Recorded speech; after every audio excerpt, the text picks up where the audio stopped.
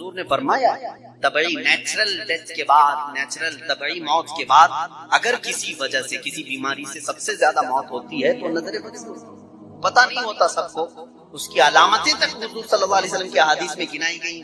نظر بد ہو جائے تو کیسے پتہ چلے گا، جسم کے اندر کیسی تبدیلیاں ہوتی ہیں کہ پتہ چل گیا کہ نظر لگی ہے، وہ پھر کبھی میں عرض کروں گا. لیکن نظر لگتی ہے یہ سب کو معلوم ہے. اور جدید تحقیقات کے اعتبار سے بھی اگر میں آپ کو بات کروں، پھول کو اگر زیادہ دیر تک تم دیکھتے رہو گے تو مرجھا جائے گا، کیونکہ ہماری آنکھوں کا زہر اس پر پڑتا ہے اور اس کی طبیعت مرجھا جاتی ہے. وہ جتنا اپنے ٹہنی میں لگ کر کے جتنی دیر تک تازہ رہ سکتا ہے، تمہارے ہاتھ میں آنے کے بعد اتنی دیر تازہ نہیں رہے گا، کیونکہ کچھ بیکٹیریا ہمارے اندر ہے اور آنکھوں سے نکلنے والی چیزیں بھی. اسی طرح سے عورتوں کا جسم اتنا نرم ہے اور نازک ہے کہ باہر کے زہریلے مادے ان کے جسم پر پہلے اثر کرتے ہیں. مردوں کے جسموں پر کم، لیکن عورتوں کے جسموں پر زیادہ اثر کرتے ہیں. اب کوئی وحشی درندہ جس کی نگاہیں زہر پھینک رہی ہو اور کسی لڑکی کا جسم ننگا ہو، وہ بغیر لباس کے ہو، تو ظاہر سی بات ہے اس کے جسم کے اندر جیسے ہی وہ نظریں جاتی ہیں اس کے دل میں بھی برائیوں کی خواہشیں پیدا ہونا شروع. ایک طرفہ نہیں ہوتی ہے، اس کے اندر جو خرابی آئی وہ اس کی آنکھوں کی وجہ سے. اسی لیے میرے آقا صلی اللہ علیہ وسلم نے فرمایا فَإِنَّ الْعَيْنَ تَزْنِي، آنکھ بھی زنا کرتی. حضور صلی اللہ علیہ وسلم نے فرمایا آنکھ بھی زنا کرتی. اب مجھے بتاؤ میرے عزیزو، اسلام نے اتنی جو حفاظت کی ہے عورتوں کی، اس کو تم کہہ رہے ہو زور زبردستی ہے؟ اسلام دین فطرت ہے، صرف وہی بات کرتا ہے جو انسان کے لیے سوٹیبل ہو، جو تمہارے جینے کے لیے اچھا ہو. اب میں آؤ تم کو یہ بھی بتاتا ہوں، کچھ لوگ یہ کہتے ہیں کھانے پینے کے معاملات میں بھی. اب یہ بات تھی عورتوں کی، اور ہاں یہاں پر میں یہ بات بتاتا ہوں کہ برابری جس کو کہہ رہے ہیں نا، وہ برابری ہے نہیں. تم کبھی بھی اس کے جواب دینے کی بھی کوشش مت کرو. یہ برابری کس کو کہتے ہیں؟ ان کے سامنے رقص کرے، ڈانس کرے، برابر کرے. اگر مرد جو ہے کھلے عام گھومتا پھرتا ہے اور ننگا ہو سکتا ہے تو عورت کو بھی اتنا ہی ہونا چاہیے، عورت بھی اتنا ہی دکھائے. تو یہ تو ایسی برابری ہے کہ اتنا اگر شوق ہے برابری کا تو پھر ایسا کرو، اپنی بیوی کے ساتھ معاہدہ کر لو، 1 سال تو بچہ دے گی، 1 سال میں بچہ دیتا ہوں. یہ برابری کرنے کی چیز ہے؟ ارے سارا بچوں کا درد عورت ہی کیوں سے ہے؟ تم بھی تھوڑا سا پارٹنرشپ میں لے لو. ایسا نہیں کر سکتے، تمہیں معلوم نہیں. عورت کی فطرت ہے، کچھ چیزیں ایسی ہیں اس کی ساخت میں، اس کے لیے وہ ضروری ہے، اور اسلام یہ سمجھتا ہے کہ عورت کے لیے اس کے گھر میں رہنا زیادہ سوٹیبل ہے بنسبت باہر گھومنے پھرنے کے. کھلے عام رہنے سے زیادہ اگر محفوظ کوئی عورت ہو سکتی ہے تو وہ پردے میں رہ سکتی ہے. اس لیے اسلام نے اس کو پردے کا حکم دیا. اس پر زور زبردستی نہیں، پابندی نہیں. اس کی فطرت ہے، وہ اسے جتنا محفوظ رکھ سکتے ہو. اب خریدنے والی چیزوں میں ہی آپ دیکھ لیں. اب اس کو میں عقلی طور پر اگر آپ کو بتاؤں، کچھ چیزیں ایسی ہیں آپ خرید کر، آلو پیاز لے کر کے آئے، آلو پیاز لے کر کے آئے آپ کی کچن میں، آپ نے اس کو کسی کٹی میں رکھ دیا، ٹوکرے میں رکھ دیا، کہیں پر چل جاتا ہے، رکھ دیا. لیکن ساتھ میں آپ نے کچھ گوشت خریدا، کچھ ٹماٹے، کچھ دہی باہر فریزر میں رکھ رکھا. بھائی ان کو دونوں کو برابری دو. دہی کو بھی ٹوکرے میں کیوں نہیں رکھتے؟ گوشت کو بھی باہر یہ اس ٹوکرے میں کیوں نہیں رکھتے؟ آپ خود کہیں گے. کچھ چیزیں ایسی ہوتی ہیں جن کی سیفٹی فریزر کے اندر ہے، کچھ چیزیں ایسی ہیں کہ وہ باہر رہ کر کے بھی سلامت ہیں. جب تمہیں دنیا کے ہر نظام میں یہ بات سمجھ میں آتی ہے تو اللہ نے مرد اور عورت کو پیدا ہی ایسا کیا ہے کہ مرد اگر باہر رہے تو سیف ہے، اس کے جسم کی ساخت ایسی ہے، لیکن عورت گھر کے اندر زیادہ سیف ہے. اس لیے اسلام نے اسے پردے کا حکم دیا. بات سمجھ میں آ گئی؟ اسلام نے زور زبردستی اس کو پابند نہیں بنایا، زور زبردستی پابند نہیں بنایا. بہرحال یہ ایک بہت بڑا عنوان ہے. عورتوں کے حقوق کی بات اگر کوئی ایسا بندہ کرتا تو سمجھ میں آتا جو عورتوں کو مرتبے میں بڑھا کر کے یوں کہے کہ عورت کے قدموں کے نیچے جنت ہے. اگر کوئی ایسا شخص کہتا تو بات سمجھ میں آتی جو یہ کہے کہ بیوی کو ایک لقمہ کھلاؤ تو صدقے کا ثواب ہے. اگر کوئی ایسا شخص کہتا جو یہ کہے کہ ایک بیٹی کو پال کر نکاح کر دو تو جنت واجب ہے. ان کے پاس یہ کوئی بھی چیز نہیں، بلکہ یہ جس عورت کی بات کر رہے ہیں ان کے لیے وہ اپنے نفس کی خواہشات پوری کرنے کی ایک مشین ہے بس. اور اگر میری بات صحیح نہیں ہے تو چلو مغربی دنیا میں میں تمہیں دکھا دوں کہ وہاں شادی کسے کہتے ہیں, طلاق کسے کہتے ہیں, بچوں کا نظام کیا ہے. کثرت سے پورے یورپ میں آپ کو میں بتاؤں, وہاں شادی کا نظام تک ختم کر کے رکھا گیا ہے. جو لڑکی پسند آئی اس کے ساتھ رہتے رہو, بچے بھی ہو جائیں گے. 2 بچوں کے بعد وہ لوگ فیصلہ کرتے ہیں اب شادی کر لیں. اب شادی کرنے کا برابر ٹائم آ گیا, ہم لوگوں کی انڈرسٹینڈنگ ہو چکی ہے. یہ ہے فیکٹ بتا رہا ہوں میں آپ کو. کئی ایسی شادیاں ہیں وہاں پر جو بچے ہونے کے بعد کرتے ہیں کورٹ میں جا کر. تو تم نے عورت کو برابری نہیں بلکہ اپنی خواہشات کی ایک مشین سمجھا ہے. اسلام جو برابری دیتا ہے وہ کیسی برابری ہے؟ یہ اسلام ہی تو ہے جو عورت کو اتنی عزت کے ساتھ گھر لانے کا حکم دیتا ہے. اتنی عزت کے ساتھ. اگر اس کو کچھ خرافاتی لوگوں نے برا کر دیا تو الگ بات ہے, بلکہ ہمارے ہاں جو نکاح کا سسٹم ہے وہ اتنا پاکیزہ ہے کہ مرد کو کہا گیا ہے کہ عورت کے آنے سے پہلے اپنے گھر کا انتظام ہو جائے. وہ کہاں لا کر کے رکھ رہا ہے, بلکہ عورت کو اسی طرح سے بھگا کر لانے کا نظام اسلام میں نہیں ہے, بلکہ عورت کے لیے ایک باضابطہ پوری محفل کا انعقاد ہوتا ہے. اس کی رضا پوچھی جاتی ہے, پہلے اس سے پوچھا جاتا ہے تو راضی ہے یا نہیں. بہت سارے ایسے دین ہیں, بہت سارے ایسے ریلیجین ہیں, میں نام پھر نہیں ذکر کر رہا ہوں, جہاں پر عورتوں کو اظہار رائے کا حق ہی نہیں. ان کے بڑے جو فیصلہ کر لیے وہ ہو گئی بات. چائنا میں بہت سارے ایسے قبیلے آج بھی ہیں جہاں ان کے ماں باپ اپنی بچیوں کو لے جا کر کسی کے بھی کوٹے پر چھوڑ جاتے ہیں جہاں انہیں پسند آ جائے. اسلام عورت کی عزت اتنی دیتا ہے جب تک وہ اپنی رضا کا اظہار نہیں کرتی قاضی کی مجال نہیں کہ وہ نکاح پڑھا سکے. ہم خود کھڑے رہتے ہیں جب تک اجازت نہیں آتی. پہلے ہم عورت کی اجازت لے کر کے آتے ہیں اور پھر عورت کو اس کا حق مہر دینے کا حکم بھی مرد کو دیا گیا ہے کہ وہ تمہیں اپنی زندگی چھوڑ کر آ رہی ہے, اپنا گھر چھوڑ کر کے آ رہی ہے, اس کا حق مہر ادا کرو. اور لانے کے بعد جانتے ہیں میرے آقا صلی اللہ تعالی علیہ وسلم کی تعلیمات کیا ہے؟ اللہ اکبر. حضور اکرم صلی اللہ علیہ وسلم نے تاکید کے ساتھ فرمایا ہے کہ عورتوں کے ساتھ سختی نہ کرو. اپنے آخری خطبے میں حضور نے عرفات کے میدان میں یہ بات تک فرمائی, عورتوں کے معاملات میں اللہ سے ڈرو, حد سے زیادہ نہ بڑھو, عورتوں کے ساتھ اتنی سختی نہ کرو. مارنے کو منع کیا, کبھی ان کے چہرے پر نہ مارنا, کبھی ان کے خاندان کو تانا نہ مارنا, کبھی ان کو اتنی بری گالی نہ دینا کہ دل ٹوٹ جائے. یہ تمام احکام اسلام نے اسی عورت کی عزت ہی کے لیے تو دیے ہیں.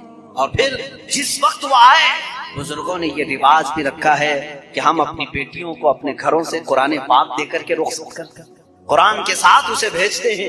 اور گھر لانے کے بعد جانتے ہیں یہ اعلیٰ حضرت رضی اللہ تعالیٰ عنہ نے لکھا بھی ہے.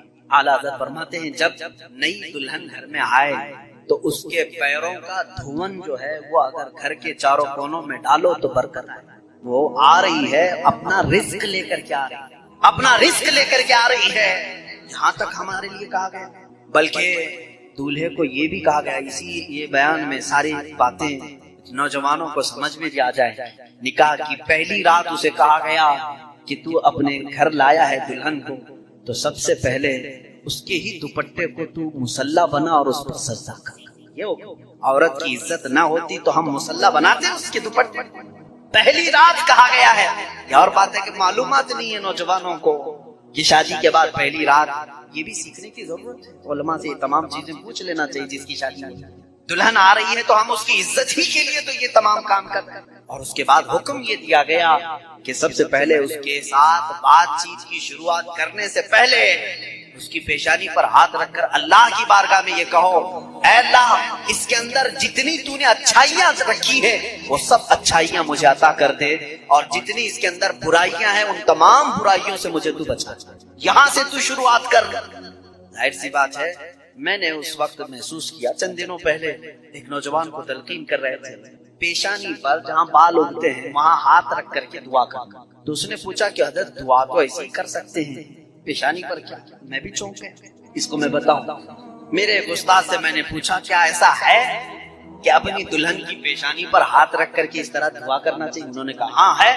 دعا تو کیسے بھی کریں, ہاتھ نہ رکھیں اور ہاتھ چھوڑیں, ہاتھ اٹھائیں, سب دعا اللہ سنتا ہے. لیکن اس لیے پیشانی پر رکھ کر کے دعا کرنے کے لیے کہا گیا کہ وہ آج اپنے والدین کو چھوڑ کر کے آئی ہے, اس کے وسیلے سے اللہ جلدی دعا قبول کرے. اس کا دل مغموم ہے، وہ غمگین ہے، اور غم زدہ لوگوں کے ساتھ میرا مولا، وہ اپنے والدین کو چھوڑ کر کے تیرے گھر آئی ہے، وہ مغموم ہے، بہت غم زدہ ہے آج، اس کی پیشانی پر ہاتھ رکھ کر کے دعا کرو۔ میرا اسی دن یہ ذہن سمجھ گیا کہ اسلام نے عورت کو وہ مقام دیا ہے، وہ عزت دی ہے، ہم نے اس کو اپنے جسموں کو سکون پہنچانے والا آلہ نہیں سمجھا، مشین نہیں سمجھا، بلکہ حقیقی مسلم وہ ہے جو اپنی عورت کی عزت بھی کرے، احترام بھی کرے۔ اللہ کے رسول صلی اللہ تعالی علیہ وسلم نے جو فرامین دی ہیں عزیزان گرامی وقار، کہ نکاح کے اس سسٹم کو بھی میں آپ کو بتاؤں، کچھ تو وہ ہیں جو یہ اسلام کے خلاف بھونک رہے ہیں کہ عورتوں کے اوپر زور زبردستی ہوتی ہے اسلام میں، اور دوسروں کی کیا بات کروں، ہمارے ہندوستان پر بیٹھا ہوا میں کیا بتاؤں، یہ بھی بڑی عورتوں کی پیڑت مہیلا ہے، مسلم پیڑت مہیلا ہے جو خود بیوی کو چھوڑ بیٹھا ہے، ساری مسلم عورتیں پیڑت ہیں، اللہ وہ خود اپنی بیوی کو دیکھنے نہیں جا سکتا، زندگی ختم ہونے آگے بال سکے، پیڑت مہیلائیں ہیں مسلمان۔ ہاں اگر اے مسلمانوں کوئی بھی ہم میں سے عورت پر زور زبردستی کرتا ہے، یاد رکھو میں تمہیں بتاؤں کہ قرآن کی قیامت کے دن اللہ جانوروں پر بھی اٹھائے ہوئے ہاتھ کا فیصلہ لے گا، تو عورت کی بات تو دور کی ہے، میرا عقیدہ تو یہ ہے، ایک عورت نے بلی کو باندھ رکھا تھا، بخاری شریف میں ہے، وہ مر گئی بلی، اور وہ عورت بہت عبادت گزار تھی، لیکن اللہ تعالیٰ نے فیصلہ فرمایا کہ اس عورت کو جہنم میں، میری ایک مخلوق کو باندھ کر رکھی اس نے اور وہ مر گئی۔ ہمارا تو عقیدہ یہ ہے تم عورتوں پر اگر ظلم کرتے ہو تو تم ذمہ دار ہو، لیکن اسلام نہیں، اسلام وہ کامل دین ہے۔ یہ بیچارے کیا پڑھ پائیں گے جن کو کبھی ڈھنگ کی اسپیلنگ نہیں آتی، کبھی یہ ایک ایسا ہوتا ہے کہ ڈمرو بجاؤ تو کوئی ناچتا ہے، اسی طرح سے کچھ لوگ پیچھے سے کچھ لکھ کر کے دیں، کچھ بیان کرنے کے لیے، تو کچھ لوگ کہہ جاتے ہیں، ان کو خود نالج نہیں ہوتی، ایسے ہی کچھ لوگ اسلام پر بھی بھوکتے ہیں۔ ہوتا یہ ہے میرے عزیزوں، جو چیزیں ہماری عزیز ہیں، جو محبوب ہیں، اس کو ہم قربان کرنا نہیں چاہتے تھے۔ ایک دانشور نے کہا تھا، پھلوں کی دکان پر ایک فقیر آیا اور پھل بہت سارے رکھے ہوئے تھے، ایک بوڑھا فقیر، اس کو آم کھانے کی خواہش پیدا ہوئی، اس نے دکان والے سے کہا کہ مجھے اللہ کے نام پر کچھ دے دو۔ ظاہر سی بات ہے، جو چھٹے ہوئے آم تھے، جو نکالے ہوئے تھے، جن کے اندر سڑن پیدا ہو چکی تھی، وہ سائڈ کیا گیا تھا، اس میں سے نکال کر کے اس نے دے دیا فقیر۔ عام طور پر یہی ہوتا ہے، دینے کے لیے جو نکالا جاتا ہے وہ الگ ہوتا ہے۔ وہ لیا، تھوڑی دیر کے بعد اس کے پاس 10 درہم تھے، وہ فقیر آیا اور کہا 10 درہم اس کے مجھے آم چاہیے، یہ پیسوں کے اچھے آم تھے، تو 10 درہم لیا دکان والا اور اچھے سے چن کر کے 2 آم اس کو دیا جو بنتے تھے۔ وہ فقیر ہاتھ میں دونوں آم لیا اور پھر اللہ کی بارگاہ میں دکھا کر کہا، اے اللہ دیکھ اس بندے نے تجھے کیا دیا ہے اور مجھے کیا دیا، تیرے نام پر مانگا تھا تو سڑی ہوئی چیزیں دیا، اور میرے پیسوں سے دیا ہے تو اچھا مال دیا۔ کیا یہ عام طور پر نہیں ہوتا ہمارے ہاں؟ کھانا اگر بچ جائے تو اسے تک بانٹنے میں دے دیا جائے۔ اس وقت مدرسے کے بچے یاد آتے ہیں، ولیمے میں، شادی میں، منگنی کی رسم میں کھانا دیگوں بنایا جاتا ہے اور بچ جائے تو سوچتے ہیں کسی مدرسے میں غریب طلبہ کو دے دیا جائے، یا فقیروں اور مسکینوں کو کھرچن دینے کے لیے ہم کھڑے رہتے ہیں کہ بچ گیا ہے، خراب ہو جائے گا، اس سے اچھا ہے کہ غریب لوگ کھا لیں۔ ایسا کیوں نہیں ہوتا کہ جب دیگ پک کر تیار ہو جائے تو اس کا اوپر والا پہلا کھانا فقراء کو دے دیا جائے، کیونکہ وہ اللہ کے نام پر دیا جا رہا ہے۔ ہمارے اپنے کھانے سے پہلے غربا اور مساکین کا خیال کر لیا جائے۔ اسی لیے مجھے وہ بات یاد آتی ہے، رسول مکرم صلی اللہ تعالی علیہ وسلم کی عادت کریمہ تھی، جب آپ کے دسترخوان پر کوئی فقیر آتا تو اللہ کے نبی صلی اللہ علیہ وسلم کے دسترخوان پر جو کچھ ہوتا سب سے پہلے اس کو پیش کرتے تھے۔ حضور پاک صلی اللہ علیہ وسلم رمضان کے مہینے میں دسترخوان پر بیٹھے ہوئے ہیں، ایک مسافر آیا بڑی دور سے، وہ حضور کو ملنے کے لیے آیا تھا۔ حضور پاک صلی اللہ علیہ وسلم اصحاب صفہ کے ساتھ، جو 70 صحابہ غریب صحابہ حضور کے در پر پلتے تھے، ان کے ساتھ افطاری کر رہے تھے، اور ایک مسافر آیا، اس کو بلایا گیا، آ جاؤ دسترخوان۔ 70 لوگوں کے بیچ میں دودھ کا ایک پیالہ تھا بس افطاری کے لیے، اور وہ جو مسافر آیا اس کو بٹھایا گیا، بڑا بھوکا تھا، اس سے کہا گیا لو آپ تناول کرو، آپ دودھ پی لو۔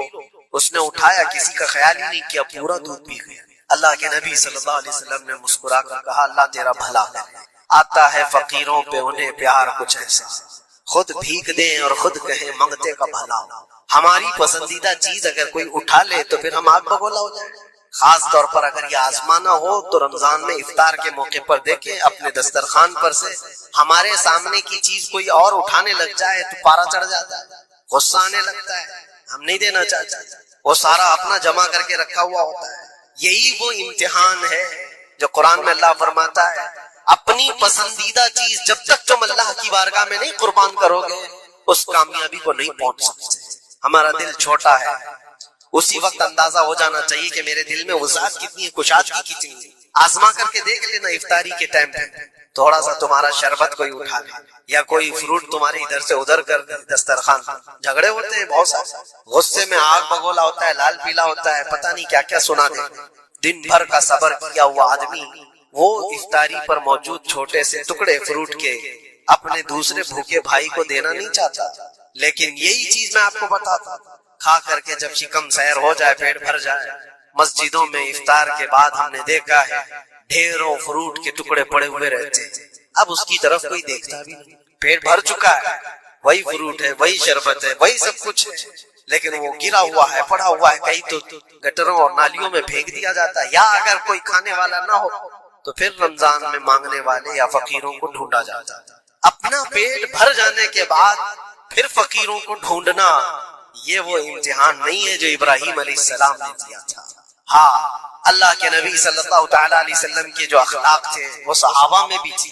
صحابہ کرام رضوان اللہ تعالی علیہ مجمعین کی وہ باتیں میں آپ کو بتاؤں. حضور پاک صلی اللہ علیہ وسلم کی بارگاہ میں ایک مہمان آتا ہے رات کے وقت, اور حضور صلی اللہ علیہ وسلم اپنے صحابہ میں فرماتے ہیں ہے کوئی جو میرے مہمان کی مہمان نوازی کرے اللہ اسے جنت سے کھانا کھلائے. صحابہ تو ظاہر سی بات ہے ہر نیکی کو بڑھ چڑھ کر کے لیتے تھے.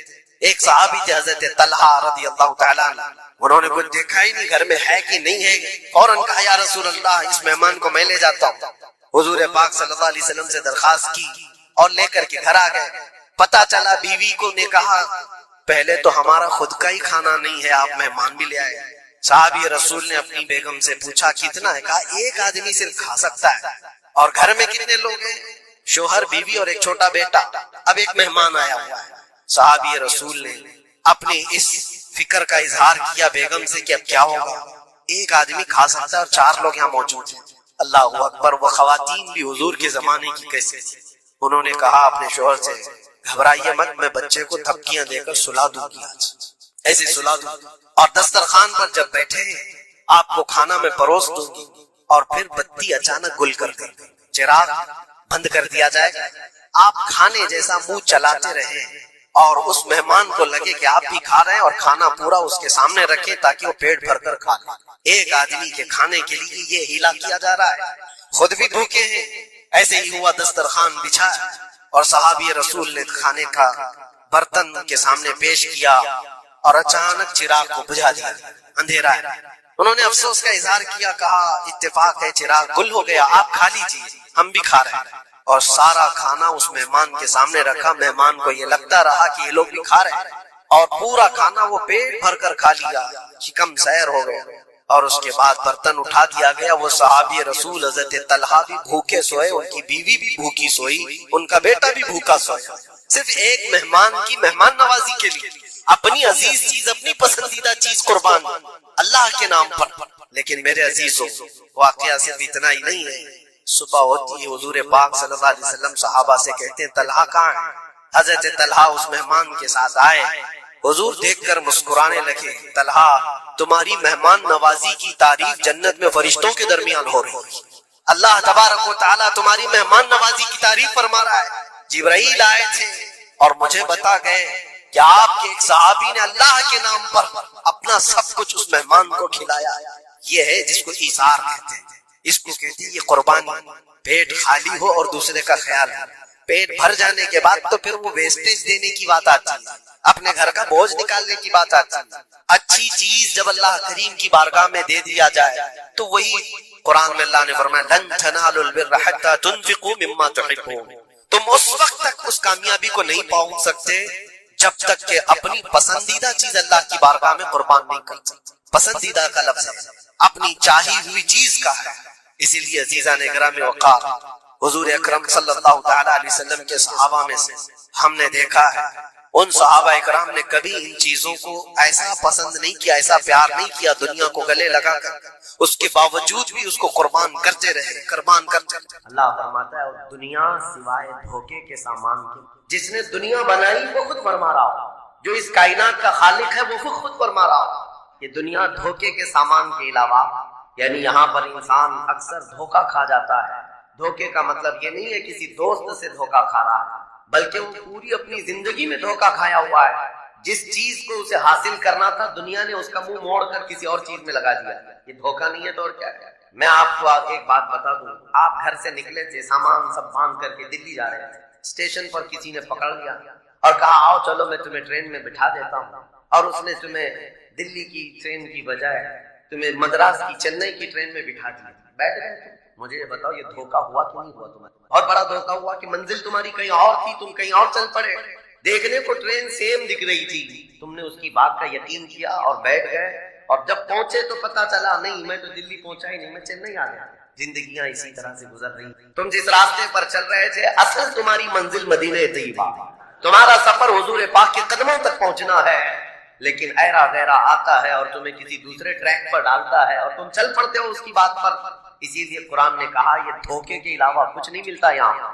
دنیا اور دنیا داروں پر تم کبھی بھروسہ نہ کرنا، تم اپنی منزل پر ہمیشہ توجہ رکھنا، تمہاری منزل یہ نہیں ہے۔ اسی لیے شاعر نے کہا تھا غلط روی سے منازل کا بعد بڑھتا ہے، مسافروں روش کارواں بدل ڈالو۔ تم ٹیڑھے میڑھے چلتے رہو گے تو منزل لمبی ہو جائے گی، فاصلہ دور ہو جائے گا، اس لیے چلنے کا طریقہ بدل ڈالا، تمہارا سفر آسان بھی ہو جائے گا اور منزل جلدی پہنچ جاؤ گے۔ اب جو بات مجھے کہنی تھی وہ یہ ہے، زندگی جب اتنی شارٹ ہے اور آزمائش کے لیے تمہیں یہاں بھیجا گیا ہے تو مجھے ان نوجوانوں کو دیکھ کر کے کبھی درد ہوتا ہے جو رات بھر نکڑ پر بیٹھ کر کے اپنے وقت کو ضائع کر رہے ہوتے، جن کی زندگیاں انہوں نے اپنی جوانیاں اپنے ہاتھوں سے برباد کر رکھی۔ تمہیں پتا ہے ایک رات جو ہماری زندگی میں آئی، آج کا دن تم کروڑوں دولتیں لگا دو، یہ دن دوبارہ کبھی نہیں آئے تمہاری زندگی میں، کیا قیامت تک واپس نہیں آنا ہے اس دن کو۔ دنیا چل پڑی ہے پیچھے کی طرف کبھی نہیں آئے گی، اللہ کا قانون ہے، یہ جو وقت گزر رہا ہے ہمارا دوبارہ ہماری زندگی میں کبھی نہیں آنا ہے۔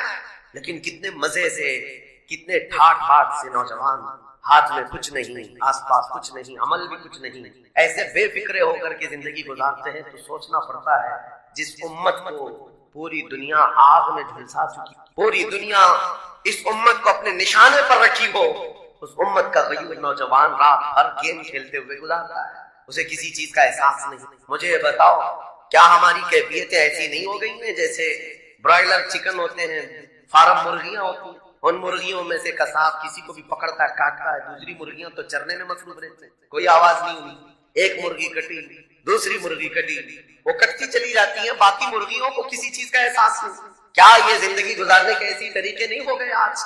ہمیں روز اٹھنے کے بعد ایک نیوز پہنچائی جاتی ہے کہ تمہیں کاٹا گیا، تمہیں مارا گیا، نہ جانے ہم کتنی مسجدوں کے مینار گرتے ہوئے دیکھ رہے ہیں، کتنے اولیاء کاملین کے مزارات کو جلا کر خاک کرتے ہوئے دکھائے جا رہے ہیں، اور ہمارے امت کے ساتھ ہی نہیں بانی اسلام کی عزت کے ساتھ مذاق، یہ روزانہ نہیں چلتا ہے۔ یہ تمام حالات کے بعد اب مجھے فکر اس بات کی ہوتی ہے میاں جب ہمارے گھر میں جنازہ رکھا ہوتا ہے تو ہم کھانا تک نہیں بناتے چولہے گھر کے اندر، اور جب امت پر ایسے حالات گزر رہے ہوں تو کیا اس نوجوان کو یہ ذہن دیتا ہے کہ وہ عیاشی میں رات گزارے؟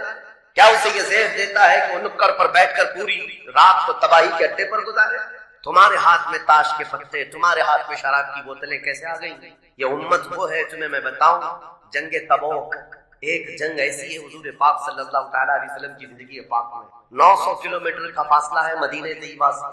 ہوا یہ تھا کہ ایک صحابی رسول حضور صلی اللہ تعالیٰ علیہ وسلم کے قاصد بن کر جا رہے تھے، اور بیچ راستے میں ایک عیسائی بادشاہ کے گنڈوں نے اس صحابی رسول کو گرفتار کیا اور ان کو ٹکڑے ٹکڑے کر قتل کر دیا۔ موب لنچنگ اس زمانے میں بھی ہو رہی ہوئی تھی۔ یہ خبر جیسے ہی مدینہ طیبہ پہنچی، وہ لوگ ایسے نہیں تھے کہ انا للہ پڑھ کر خاموش ہو جاتے، صحابہ کرام کا جم غفیر مدینے میں جمع ہوا۔